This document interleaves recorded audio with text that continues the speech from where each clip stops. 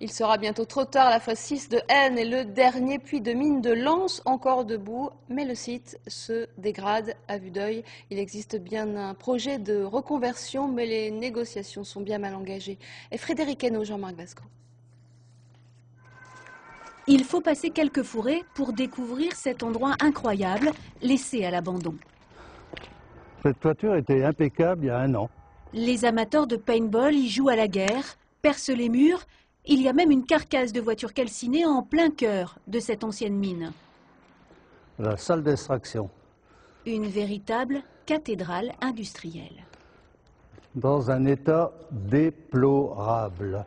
Pour Guy Dubois, fils et petit-fils de mineurs, c'est un outrage à la mémoire des gueules noires. Les mineurs ont laissé leur vie, ont laissé leur santé ici, dans ce bâtiment. C'est ce qu'on appelle la bataille du charbon. Il fallait relever le pays à l'époque. Bon, pour ces mineurs qui sont morts au combat, il n'y a pas de monument. Donc il serait normal de récupérer ce patrimoine, de conserver cette mémoire de nos anciens. Guy Dubois n'est pas le seul à vouloir sauver la fosse 6. Le site est classé monument historique. Il possède un élément unique, son chevalet en béton, et une belle histoire. C'est ici qu'est née Mlampiste, la plus populaire des chansons de mineurs, reprise plus tard par Renaud.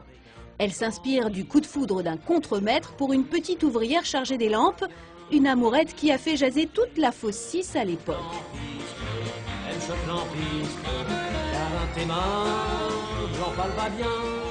En 2004, la population de N se mobilise. Le propriétaire a démonté les molettes du chevalet, un sacrilège. Non à la démolition! En 2013, sur le passage des 4 jours de Dunkerque, nouvelle manifestation. Mais rien n'y fait, même le maire est impuissant, le propriétaire reste aux abonnés absents. Il refuse de vendre. En 2013, nous sommes à 84 000 € hors taxe. On avait fait une estimation des domaines du site. Il y avait une proposition qui avait été faite à l'époque de rachat de site. Ça a toujours été, sans fin. Donc, il a toujours refusé. Et donc, c'est malheureux, mais on sera obligé de passer, de force avec la procédure d'abandon manifeste. La ville rêve de transformer le site en musée de la femme de mineur en hommage à Mlampiste.